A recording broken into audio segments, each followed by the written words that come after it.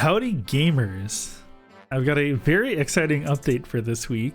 While the changes aren't too substantial in terms of what's happening in the game right now, it's definitely something that will lead to a lot less headaches in the future and a lot more opportunities to add in whatever items that I want. So the short of it is that this week I learned how to add a texture to a box, which doesn't sound like much, but I also learned how to get that into the Source 2 engine, which means that both myself and any future contributors will have a much easier time adding in their own custom items. The biggest issue before with selecting items, and the biggest thing putting constraints on what I could really reasonably put into the game, was being forced to use the models in the Dota 2 asset browser. Now, don't get me wrong, a lot of them actually look pretty good. The main issue is that they didn't always have what I wanted. As an example, I thought it would be cool to have some guns in the map. You know, both because I do like the urban aesthetic of Eternal Return, and I do think it's something that would be cool to add and have in the game. However, the only gun I ended up finding was the rifle. And while it's not bad, I would prefer more options, you know, things like a pistol or other stuff like that. Additionally, sometimes I could find something, but it didn't look quite how I wanted it. Those are the two biggest issues being addressed with this update. Additionally, it should be much easier to just add new stuff since I won't have to search for things. Now, I will admit that this is a visual downgrade in some respects, but in terms of visual clarity, I think it actually works a lot better. Importantly, I think it will allow for a lot more environmental trinkets and clutter and things like that on the map that will help flesh out each area, whereas before it might have been a little confusing. I know I've had to talk with Kira some about wanting, you know, some stuff to be in the map, like seeing some hammers and other tools, but since the weapons and such themselves look just like normal models, I felt that it might be too confusing to reuse the same models. You know, players might say, oh, that looks like a hammer component, I'll pick it up, and then they wouldn't be able to because it's part of the map.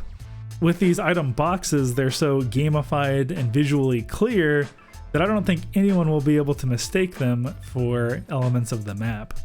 Now, having visual clarity and being able to be more flexible on item components by itself isn't actually all that exciting. Now, the thing that it really facilitates is adding in sub-weapons and more granular progression. I spent a good amount of time making sure the components at least, you know, mostly made sense for how weapons were crafted. However, the components themselves don't really tell you what the resulting weapon is going to have in terms of abilities. This could be added via a tooltip, but I think a much better way to convey this information is to have the components for a weapon have one of the two skills for the weapon that it gets crafted into. But with the previous limitations, it would be hard to kind of tailor make these components to have serve such a function. Let's take the Angry Spirit weapon as an example. So the Angry Spirit weapon has an ability where you like throw what's, you know, essentially an angry spirit at someone, and they kind of chase them for a while and eventually explode. The other ability is a bunch of hands coming up from the ground that roots people. I forget the name of this ability, but you know, it's basically a bunch of demonic hands reaching up from the ground, or a bunch of undead hands, or something. You know, just something kind of cursed. However, the components for this were just a bottle and an angry spirit, which on their own, you could kind of glean how that would make an angry spirit, right? Oh, you find a spirit, you put it in a bottle, you know, and it's not too happy about it. However, something that could easily be done now is changing the components to something like a cursed skull and a Shikigami doll, with the cursed skull causing all the hands to come up from the ground and rip them down, you know, and hold the person in place, and the Shikigami doll basically implying that, oh, that's what you're throwing at this person when you're using the ability. You know, it's transforming and turning into like an angry spirit type thing, or maybe angry spirit's not quite the right word. I don't know. It's just the original ability is like from the dude that like has the paintbrush, you know, draw stuff and then come to life. I don't know. It could maybe be just a paintbrush. I don't know. Something like that. Anyways, The point is that the components can give a much better impression on what the final result is going to have, which I think is a much better direction for things to be going in. It also fixes the issue of items being kind of useless until you get to at least your second zone. With the way things are right now, you only have a completed weapon once you've gone to at least 2 zones. So doing things this way will let you be able to do stuff right when you grab the weapon, not much later.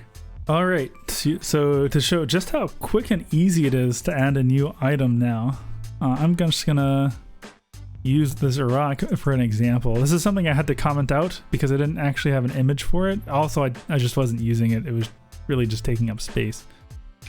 But anyways, we'll just uncomment this. And now the issue is that it's going to be wanting a rock component PNG over in this item sources folder, which is this is where all the source files for the items are. And by source file, I just mean this is the image that everything is going to be generated from. So I already just made a little adjustment to the egg, just add a little smiley face to it. So just going to export that real quick. Okay, so now you can see that it's over here, component rock. And now if I just run Python Erbs compiler, once it's done with that, it should be, a lot more of these files being generated. If we scroll up now, we can see that this rock file was edited. We can see that the texture was generated for it. And this VMAT file. Additionally, there is the spell icon, which is the square shape, and then also the item icon, which is what it looks like once it's in your inventory. The other thing this does too, which I forgot to mention earlier, is that it should hopefully help with items like this, where I was making it originally as the spell icon and I wasn't sure how much space I really had. So the icon ended up super tiny when it could have been much bigger. This could probably be twice as big and still fit in here, which just makes it harder to see. So that's another important thing to mention is with all the updates I did to the generation of these images, now it should be much easier to also just make icons that look okay as an item icon and not accidentally under or overshoot the size. But yeah, that's it for this week though. So not a whole lot has changed, honestly, but it will make future changes much easier, and that's something I'm very excited about. Please leave a comment if you like this update and like all this stuff. And thank you very much. I'll see you next time.